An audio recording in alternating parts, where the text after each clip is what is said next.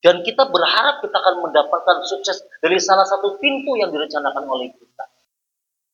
Tapi Isra mengajarkan saat semua pintu yang kita perhitungkan hilang. Dan kita adalah keadaan pasrah pada Allah Subhanahu wa Ta'ala. Allah akan hadirkan pintu yang didatangkan langsung oleh Allah Subhanahu wa Ta'ala. Dan itu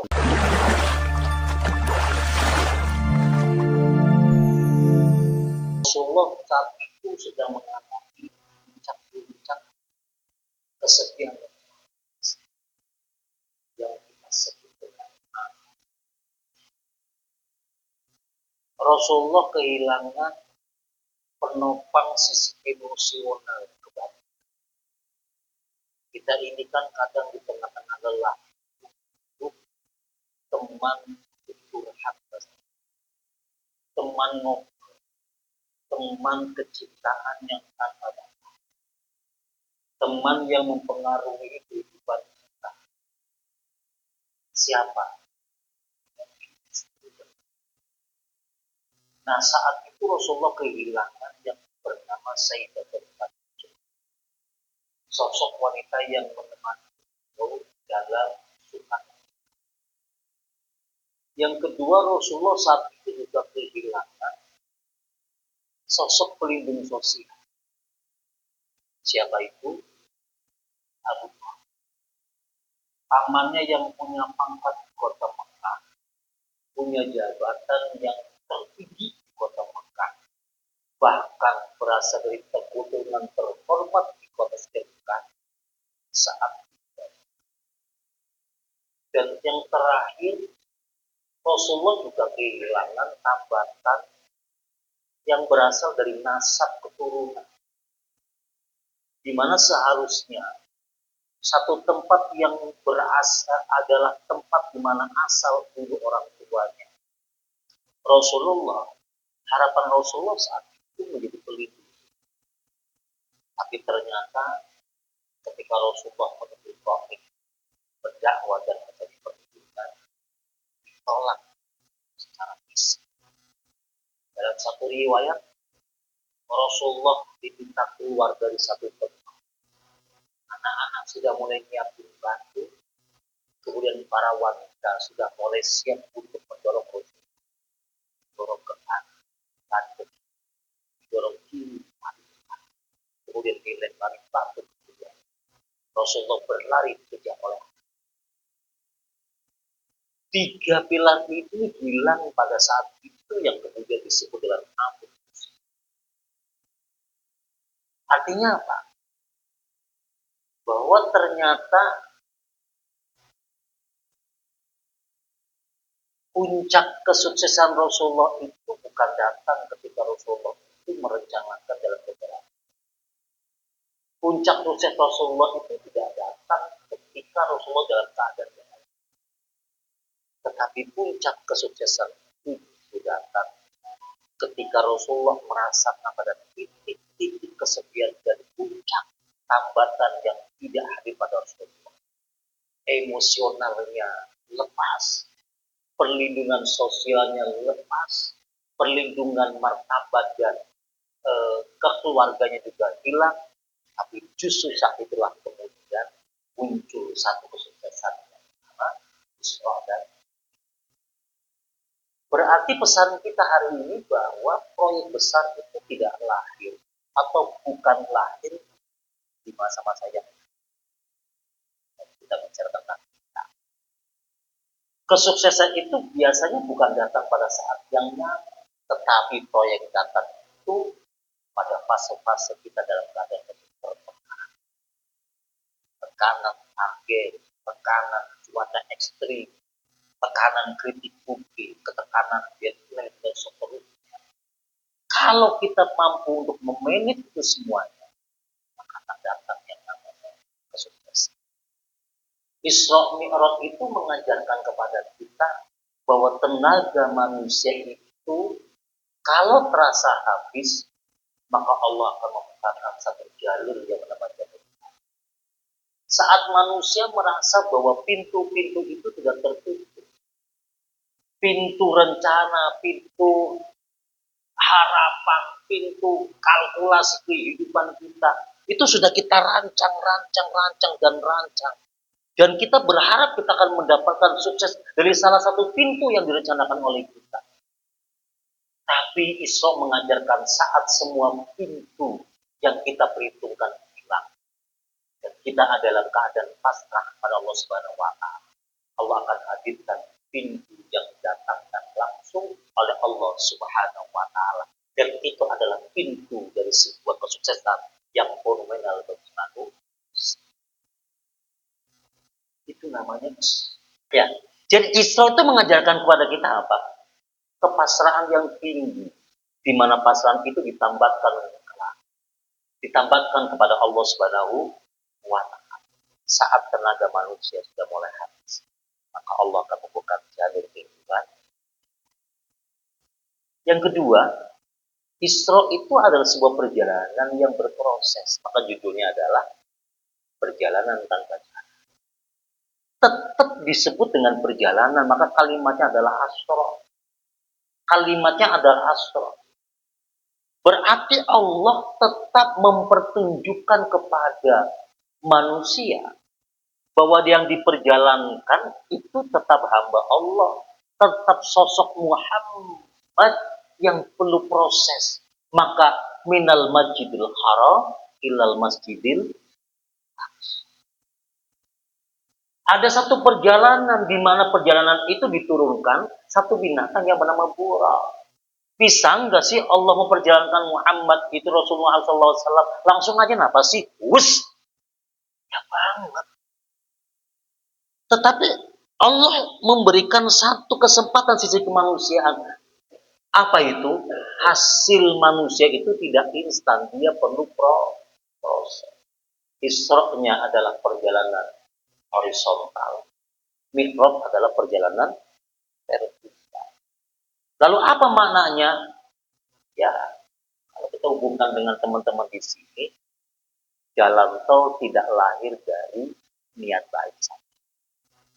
Jalan tol atau jembatan tidak bisa berdiri hanya dengan doa saja. Tetapi jalan tol, jalanan, jembatan akan lahir dari tahap demi tahap perhitungan kesabaran yang panjang yang kemudian berujung kepada mi'raj. Apa itu? Pengakuan ilahi bahwa proses yang melelahkan yang kita lakukan selama ini adalah ibadah. Kenapa masjid ini ada di tengah-tengah kita? Karena memang perlu. Ketika kantor sebelah kanan sedang bicara tentang planning, perencanaan, kerja dan seterusnya, harus ada sisi doa, harus ada sisi niat baik, harus ada sisi nilai ilahiyah. Maka kemudian masjid dibangun di sini. Mungkin bagi non-Islam juga diberikan kesempatan untuk ibadah di lingkungan kita ini. Kenapa? Karena apapun kondisinya, kita harus menempatkan segala ikhtiar kita pada titik yang bernama ikhtiar ilah. Tapi tetap dari kota Mekah menuju Madinah. Maka saya sering ngomong bahwa gandengannya amanu ya amilu sholih. Amanunya buktinya ya kita ada di masjid ini, kita sholat zuhur. Amilu sholihat itu apa? Ya bekerja. Kau tidak akan mendapatkan nilai kehidupan paripurna kalau kau hanya duduk di masjid saja. Kemudian kau hanya sholat duha saja tanpa bekerja. Kemudian kau harus bangun malam saja tanpa kemudian berjalan. Walaupun dalam perspektif sufistik itu ada orang-orang yang memang diberi oleh Allah pangkat ibadah tok. Rizkinya sudah Allah jamin 100%. Nggak ngapa-ngapain. Tapi kan kita nggak di sana letaknya. Kita ini ada di dimensi di mana amanu wa amilus sholih. Dan amilus sholih itu adalah ibadah yang luar biasa.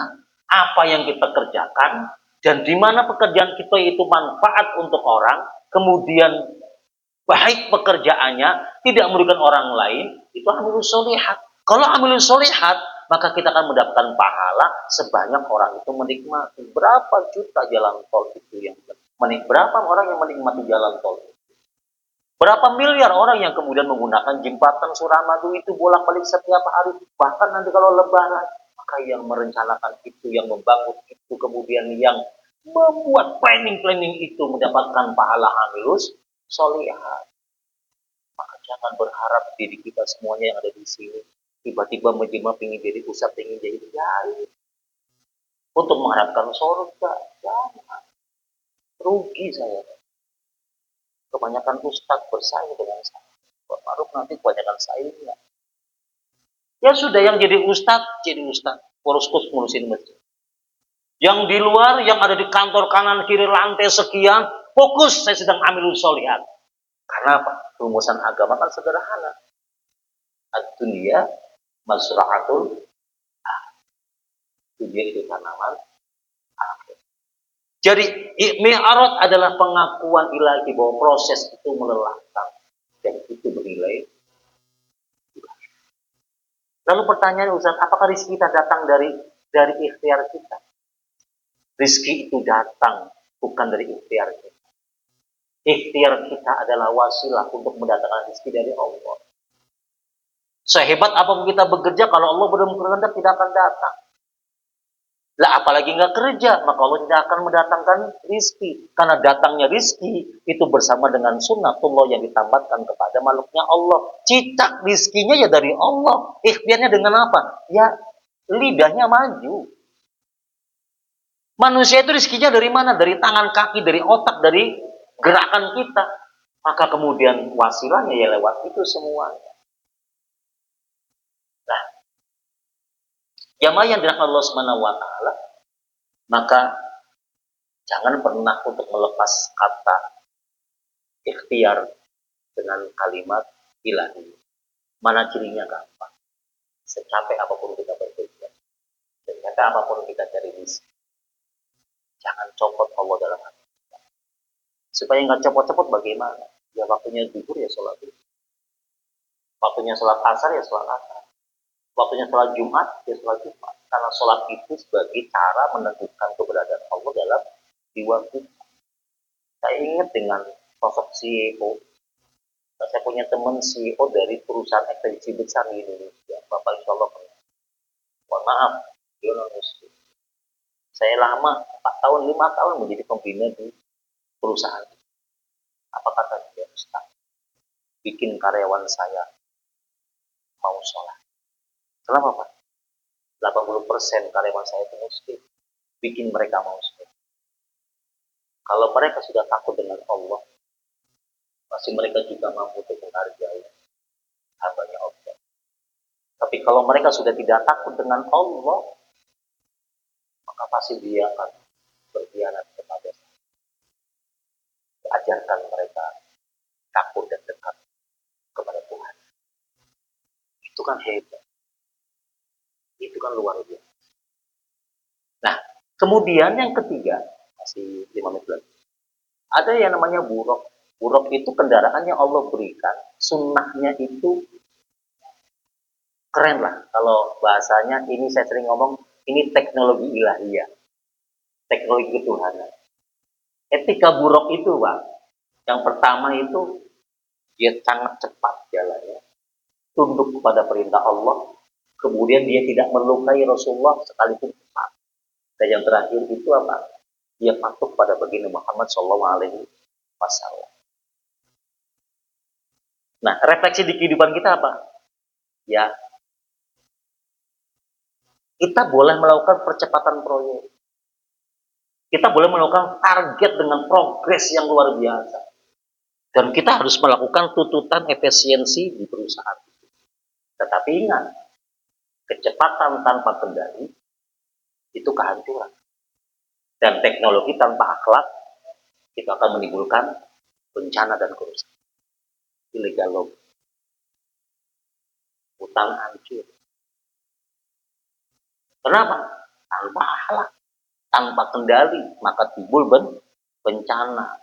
Maka kita harus progres dalam kehidupan. Dan yang terakhir sebagai penutup, sholat. Yang turun adalah sholat. Apa itu sholat itu? Bahwa sholat adalah kontrol jiwa kita. Kontrol proyek jiwa. Kita punya proyek kehidupan, Pak.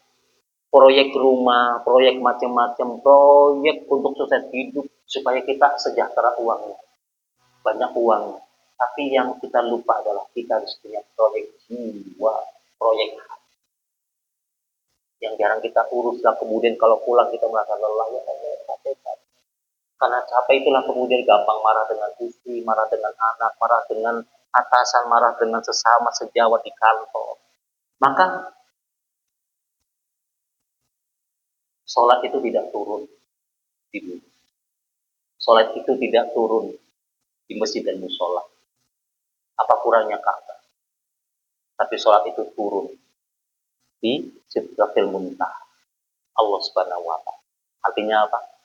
Yang bisa menenangkan jiwa kita. Allah Subhanahu wa Ta'ala.